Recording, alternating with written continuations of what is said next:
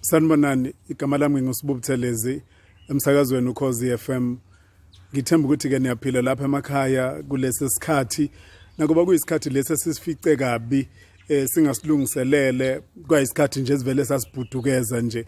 Kodwa kokuhle kakhulu yilokho kokuthi isikhathi lesi sisifice kwase kuthiwa sihambe siyohlala nemndeni yethu.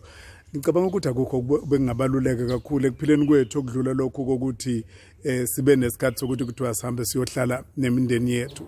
Kuningi esingakufunda kuleso sikhathi, kuningi futhi okusha sibukela nakomabona kude, siza uhulumeni ekhuluma, ohulumeni bomhlaba bekhuluma, yikhungo ezahlukahlukene zikhuluma, abeluleki abahlukahlukene nabo bekhuluma, besinikeza ukuthi lesi sikhathi esikusona singamelana kanjani naso. Kusho ukuthi nakuba kuyisikhathi lesi sivele sasithatha sasiphonse ezindlini, kodwa yisikhathi esisinikeza ithuba lokuthi sikwazi ukufunda kusona.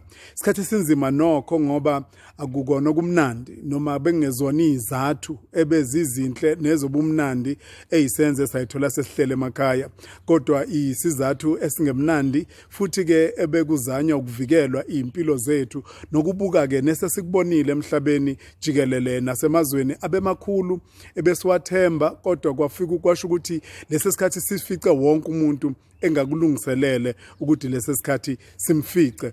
Nathi ke eNingizimu Afrika, mina kanye nawe njengoba ulapho ekhaya, lesi sikhathi siye sasifica sineinhlelo ebesinazo enyakeni ka-2020, kodwa zaphazamiseka lezo inhlelo zethu. Noma kunjalo, kodwa khona isibusiso esihle esinaso uNkulunkulu asinikeze sona, sibusiso sempilo. Sisaphila, sisaphefumula, and lokhu ukuthi sihlale emakhaya bekuyimizamo yokuthi siqhubeke sithole ithuba noma sikwazi ukuphila siphephise impilo zethu, ezemindeni yethu, ezesizwe sonke saseNingizimu Afrika.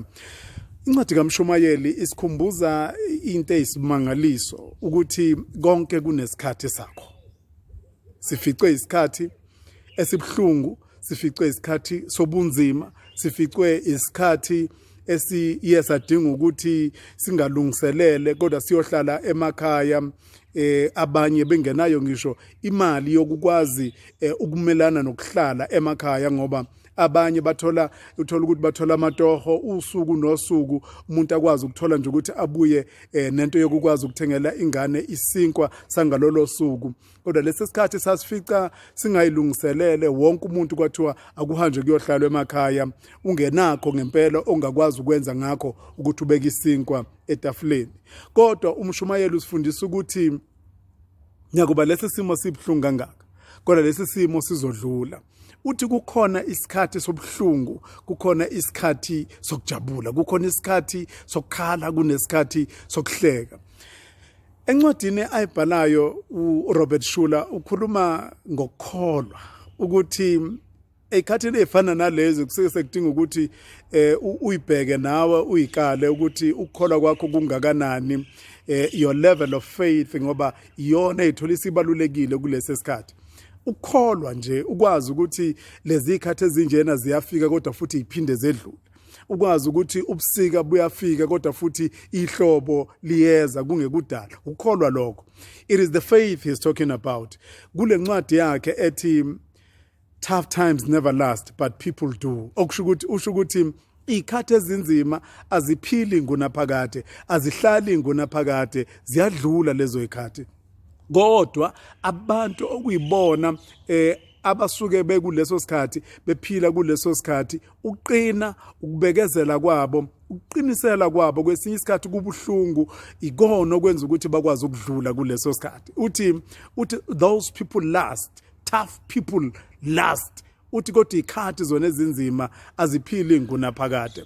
iBhayibheli liyasifundisa futhi ukuthi abalungileyo bafikele izinhlupheko eziningi ekuphileni kwabo, kodwa isiqiniseko uNkulunkulu asinikeza sona yilesi esithi uyabadlulisa uNkulunkulu kuzo zonke lezo ingqinamba, kuzo zonke lezo inkinga lezo. Lezi ikhathi esikuzona njengamanje ikhathi ezisibiza ukuthi siyamkholwa yini uNkulunkulu, siyamazi yini lokhu yena kudala wasibumba ngezandla zakhe waphefumulela kithi wayesesinikeza isiqiniseko esithi akaye kushiya nangelinye ilanga. Lento ikubiza ukuthi ubuwazi yini, ubukhumbula yini ekuphileni kwakho ukuthi impilo nje yakho ayikho ezandleni zakho, impilo nje yakho ayikho kumuntu oseduze kwakho, kodwa impilo yakho ikuNkulunkulu.